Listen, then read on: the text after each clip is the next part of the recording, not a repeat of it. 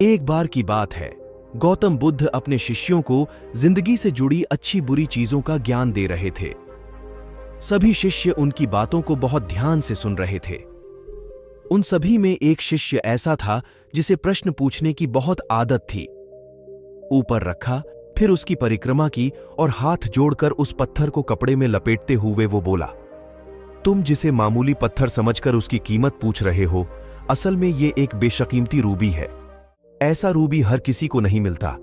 मैं अगर अपना सब कुछ बेच भी दूं तो भी इसकी कीमत नहीं चुका सकता।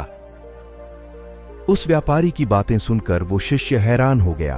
वो दौड़ा दौड़ा सीधा बुद्ध के पास आया और उन्हें उसने जो कुछ भी बाजार में हुआ वो सब बताया। उसकी अचरज भरी बातें सुनकर गौतम बुद्ध बोले, तुम्हारे सवाल का जवाब इस रूबी की कीमत में ही छिपा है। हमारा जीवन भी एक रूबी है। रूबी की तरह यह भी बेशकीमती है, लेकिन हम इस बात को हमेशा नजरअंदाज करते हैं और अपने जीवन का मूल्य नहीं समझते।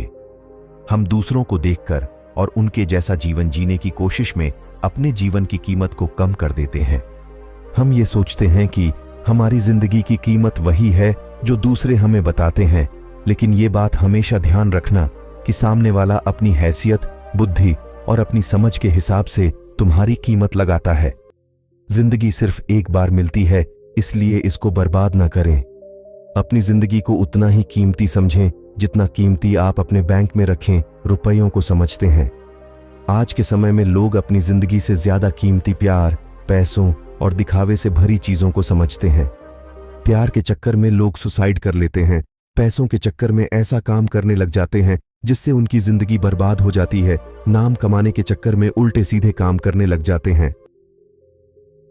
हमेशा याद रखें कि दिखावा करना जरूरी नहीं है। प्यार दोबारा मिल सकता है, पैसा फिर कमाया जा सकता है, लेकिन जिंदगी को फिर से पाया नहीं जा सकता। इसलिए अपनी इस बेशकीमती जिंदगी को अच्छे से जिएं। हर पल का आनंद लें। कभी ये ना सोचें कि आप इस दुनिया में किसी काम के नहीं हैं, न कभी ये सोचें कि आपकी जिंदगी व्यर्थ है। आपके होने या ना होने से कुछ फर्क नहीं पड़ता। जब भी ऐसे नेगेटिव विचार आपके मन में आए तो खुद को बस ये याद दिलाएं कि जीवन एक रूबी है और ये बेशकीमती है।